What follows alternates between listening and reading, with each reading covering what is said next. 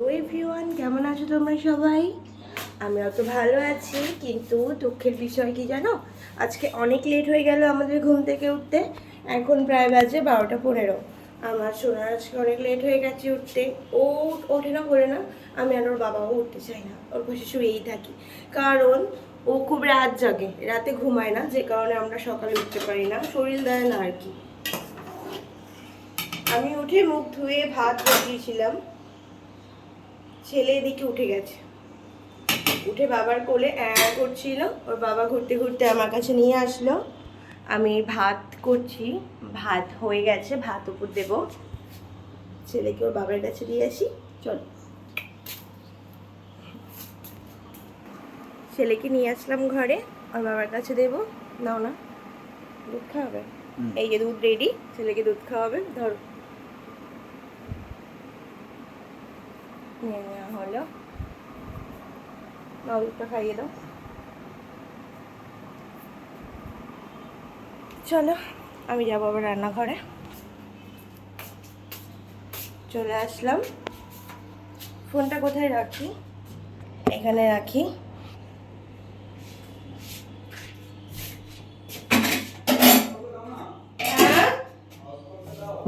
একটুখানি দিচ্ছি, দাঁড়াও, আমি ভাতটা উপর দিয়ে নিই।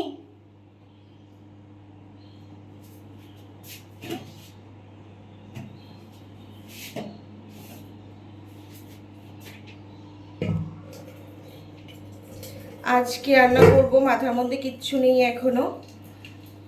দেখি, বেলা 12টা বাজে, বাজারে এখন কি পাঠাবো, যা রোদ্দুর বাবা, আমাকেই উল্টো বলে দেবে যে এত দুপুরবেলায় আমাকে বাজারে পাঠাচ্ছ। আলু সেদ্ধও দেইনি, এই বেলা দুপুরে আলু সেদ্ধ খেতে ভালোও লাগবে না।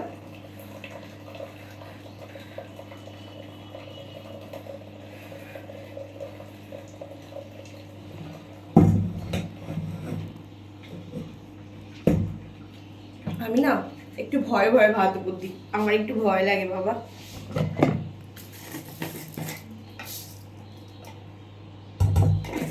এখানে কিছুটা ডাল ভিজিয়ে রাখলাম, একটু ডাল করব ভাবছি। ডাল করব, মাছ ভাজবো, পটল ভাজবো, ব্যাস এটাই।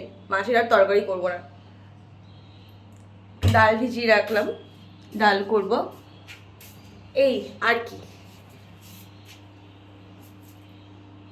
সাথে মাছ ভেজে নেব।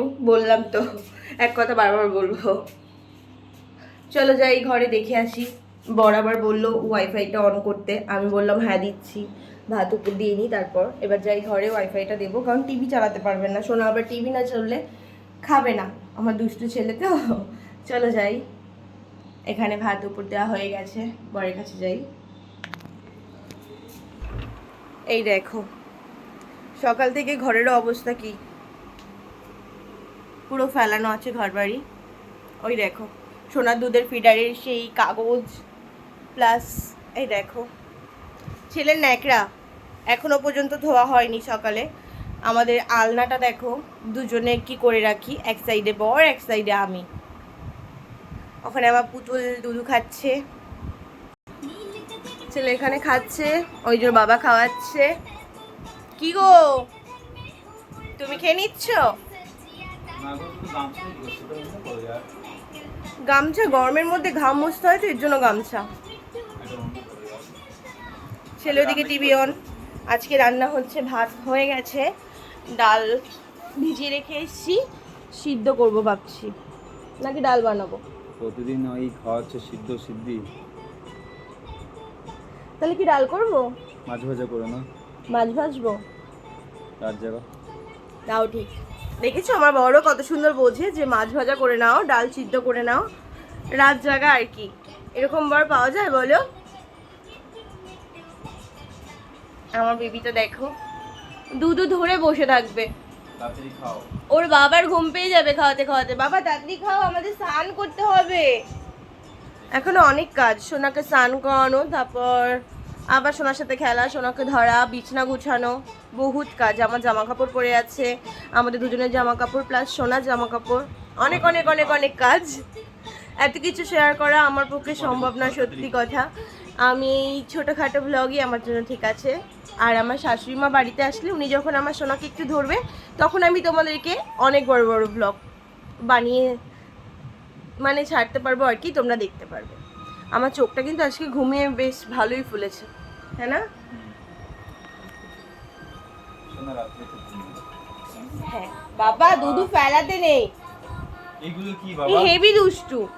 দুধু খেতে খেতে দুধটাকে মুখের এই সাইড থেকে এই সাইড থেকে এই সাইড থেকে গল গল করে ফেলে দেবে। আর যদি আমি চামচ বাটিতে খাওয়াই তাহলে কি করবে, চামচটা নেবে না, মুখটা করে টিপে থাকবে। বাবা, দুধ খেতে হবে। এদিকে চলো, বাপ ছেলে চিল্লামিল্লি করছে, ওদের সাথে একটু কথা বলি, আর নাহলে আমি দুধটা খাইয়ে দিই। আজকের ব্লগ এইটুকুই, টাটা। সবাই ভালো থাকবে, সাবধানে থাকবে, আমাকে ভালোবাসবে, আমার পাশে থাকবে। বাবা। টাটা।